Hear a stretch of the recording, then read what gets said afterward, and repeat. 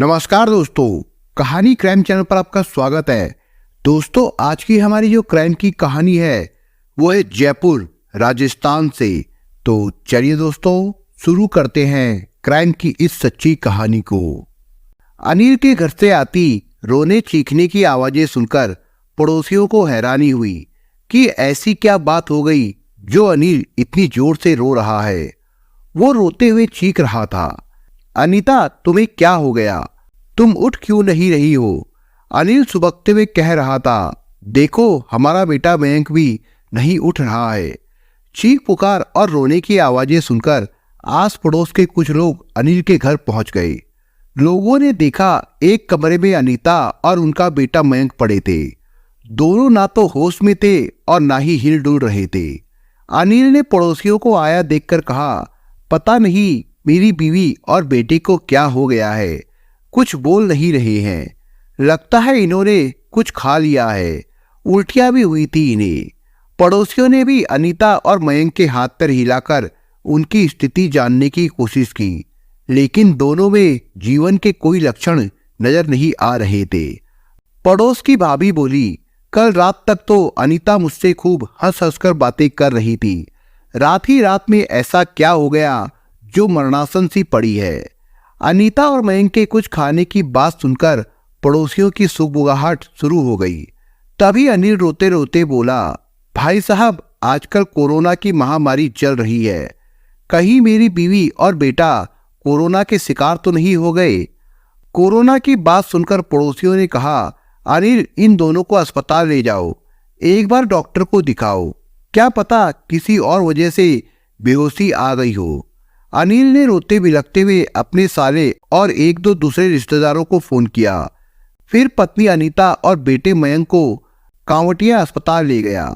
अस्पताल की इमरजेंसी में डॉक्टरों ने जांच पड़ताल के बाद मां बेटे को मृत घोषित कर दिया। मां बेटे की संदिग्ध मौत के कारण अस्पताल प्रशासन की ओर से इस संबंध में पुलिस को सूचना दे दी गई। ये बात इसी साल 25 जून की है। अनिल शर्मा जयपुर में सूर्यनगर नाड़ी का फाटक लाइफलाइन डेंटल अस्पताल के पास स्थित मकान नंबर 12 में अपनी पत्नी अनीता और बेटे मयंक के साथ रहता था। अनिल जयपुर कलेक्ट्रेट पे क्लर्क की नौकरी करता है। अस्पताल की सूचना पर करघनी थाना पुलिस कांवटिया अस्पताल पहुंची और अनीता व मयंक के शव को कब्जे में लेकर पंचनामे की कार्रवाई की। इसके बाद दोनों शवों का पोस्टमार्टम कराया गया। करघनी थाना पुलिस ने मामला धारा 174 में दर्ज करके इसकी जांच एएसआई प्रमोद कुमार को सौंप दी।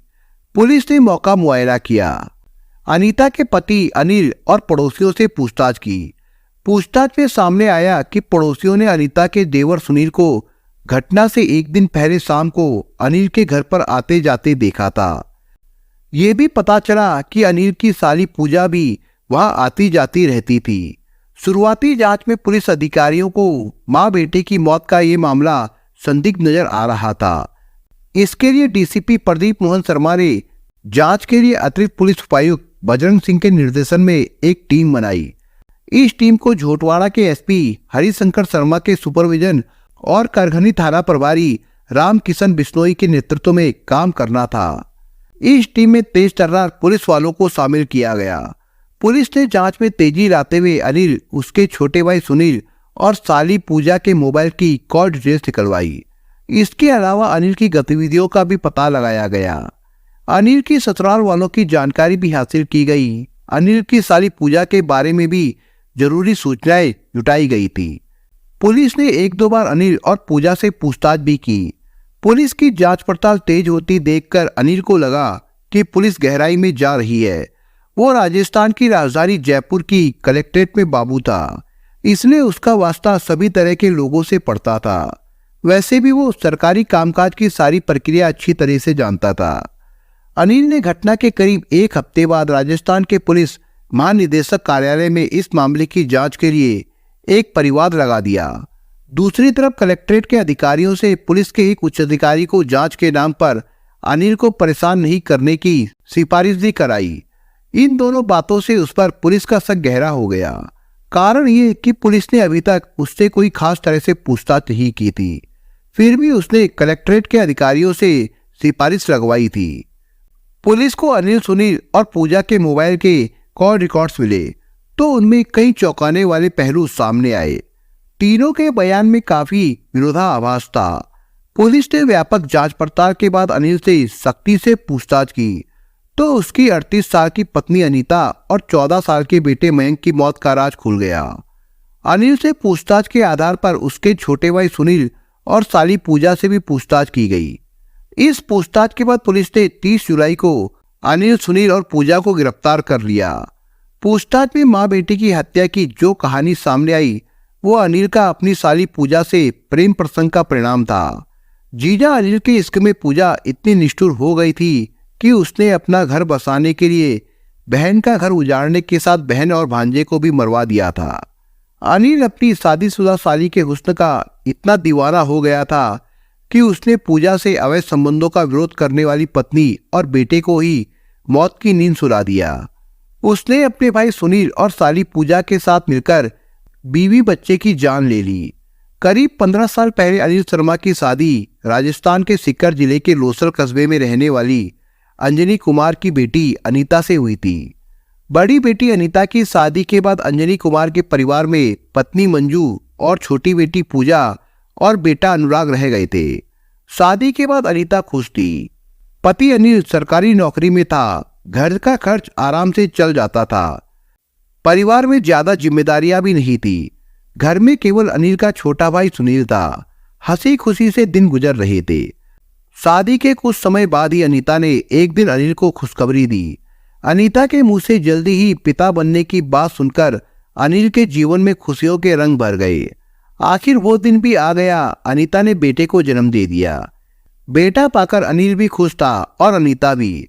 इन दोनों से ज्यादा खुश मंजू और अंजलि कुमार थे। वे दोनों नाना नानी बन गए थे। नवासे ने उनके बुढ़ापे में भी खुशियों का चमन खिला दिया था।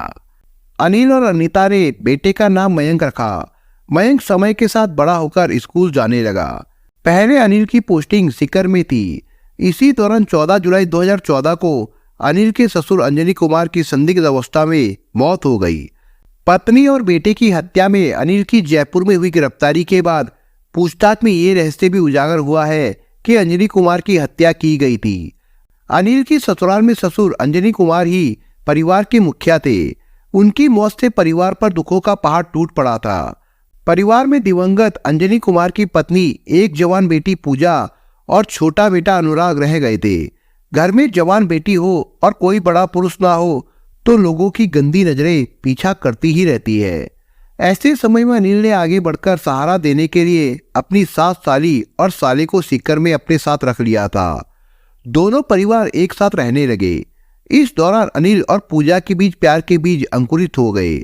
घर में उन्हें ज्यादा मौका नहीं मिल पाता था, इसलिए मौका मिलने पर अनिल और पूजा घर से बाहर एक दूसरे की बाहों में समाने लगे। इस बीच अनिल ने अपने ससुर का प्लॉट 30 लाख रुपए में बेच दिया और ससुराल वालों को बता दिया कि इस रकम से आपके लिए जयपुर में फ्लैट ले लिया है। सास और साला साली ने अनिल की बात पर भरोसा कर लिया, जबकि हकीकत ये थी कि अनिल ने ससुराल वालों के नाम से जयपुर में कोई प्लॉट नहीं लिया था। साल 2016 में अनिल का तबादला सीकर से जयपुर कलेक्ट्रेट में हो गया।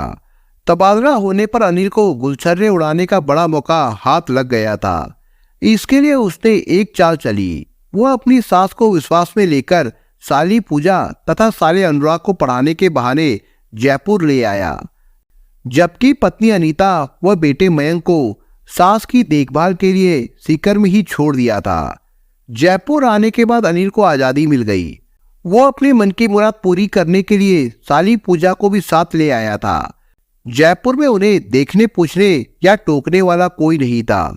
जीजा के प्यार में डूबी पूजा अपनी बहन की ही सौतन बनकर अनिल से शादी करने के ख्वाब देखने लगी।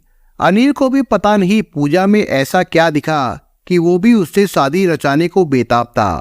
बस समस्या ये थी कि दोनों के बीच समाज और परिवार आड़े आ रहे थे। इस बीच अनिल ने जयपुर में मकान खरीद लिया और परिवार को जल्दी ही जयपुर ले आया। जयपुर आने पर अनीता को अनिल और पूजा की करतूतों का पता चल गया। अनीता ने इसका विरोध किया, फलस्वरूप घर में झगड़े होने लगे। अनिल ने परिस्थितियां भांपकर सास, साली और साले को अपने मकान के पास ही दूसरा मकान दिलवा दिया। अनीता ने अपनी मां से पूजा की शादी जल्दी से जल्दी करने पर जोर दिया। अनिल ने साल 2018 में पूजा की शादी करवा दी। भले ही पूजा की शादी हो गई थी, लेकिन वो तो जीजा अनिल को ही सपनों का राजकुमार मानती थी। यही कारण रहा कि पूजा शादी के बाद ससुराल बहुत कम जाती थी। जब भी वो ससुराल जाती, पति को नौकरी नहीं लगने का ताना मारकर उससे दूर ही रहती। शादी के बाद भी पूजा और अनिल के बीच दूरियां कम नहीं हुई थी। इस बात पर अनीता और अनिल के बीच आए दिन झगड़ा होता रहता था। इस बीच पूजा जयपुर में एक प्राइवेट नौकरी करने लगी। अनिल और पूजा की राह में सबसे बड़ा रोड़ा अनीता और मयंक थे। रोजाना के झगड़े से परेशान होकर अनिल ने ऐसा षड्यंत्र रचा कि सांप भी मर जाए और लाठी भी ना टूटे। अनिल ने इस षड्यंत्र का मोहरा बनाया अपने छोटे सगे भाई सुनील को। उसने सुनील को शादी कराने और जयपुर में मकान दिलाने का लालच दिया था। सुनील की उम्र 30 साल से ज्यादा हो गई थी, लेकिन अभी तक उसकी शादी नहीं हुई थी। वो बेरोजगार भी था। अनिल ने अपने भाई सुनील से कहा कि वो उसकी शादी अपनी साली पूजा से करा देगा। पूजा भी तैयार है, लेकिन उसकी भाभी अनीता और मयंक रोड़ा बने हुए हैं।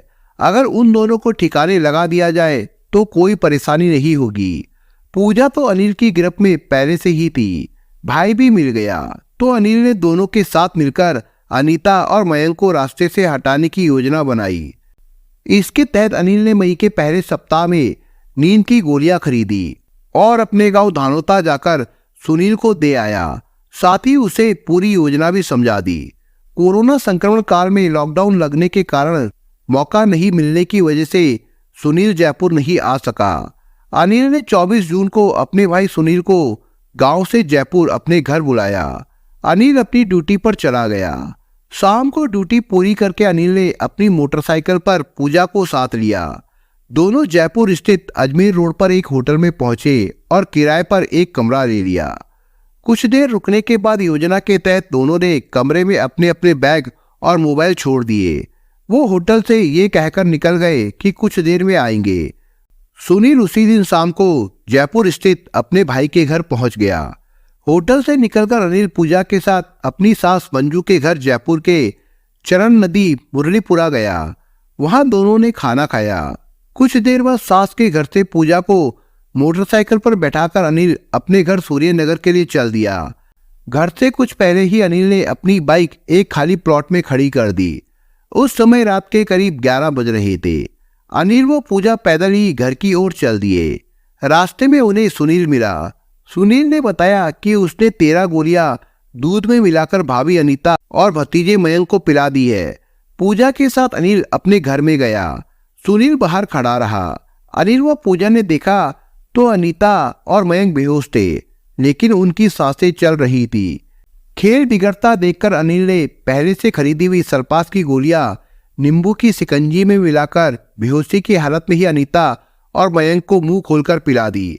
1-2 गोलियां उनके मुंह में भी डाल दी। इसके बाद अनिल और पूजा मकान का गेट बंद करके वापस अजमेर रोड वाले होटल में चले गए। सुनील अपनी गांव धनोता चला गया था। अगले दिन 25 जून को अनिल सुबह अकेला अपने घर पहुंचा और अनीता व मयंक की उल्टियों के बर्तन धोकर रोना चीखना शुरू कर दिया। उसकी चीख पुकार सुनकर पड़ोसी एकत्र हो गए। अनीता और मयंक की हत्या का राज खुलने पर करघनी थाना पुलिस ने धारा 302, 201 व 120B के तहत नामजद केस दर्ज कर लिया। पत्नी और बेटे की हत्या में गिरफ्तार अनिल ने करघनी थाना पुलिस को पूछताछ में बताया कि अंजनी कुमार की हत्या की गई थी। उनकी हत्या में रिश्तेदार और अन्य लोग शामिल थे। अंजनी कुमार की हत्या किस मकसद से किन किन लोगों ने की थी, इसका खुलासा अनिल ने किया है। करघनी थाना पुलिस ने इस मामले में लोसल थाना पुलिस को सूचना भेज दी थी। लोसल पुलिस इस मामले की जांच कर रही है। फिलहाल जीजा साली के अंधे प्रेम ने 3 परिवारों को बर्बाद कर दिया। अनिल के साथ उसका भाई भी जेल की सलाखों के पीछे चला गया है। पूजा ना तो अपने पति की हुई और ना ही जीजा की हो सकी। दोस्तों, इस कहानी के बारे में आपके विचार क्या है, हमें कमेंट बॉक्स में जरूर बताएं। और दोस्तों, अगर आपको हमारा काम पसंद आया हो तो वीडियो को लाइक शेयर जरूर करिए। और अगर आपने अभी तक चैनल को सब्सक्राइब नहीं किया हो तो जाने से पहले चैनल को सब्सक्राइब जरूर करिए दोस्तों। धन्यवाद।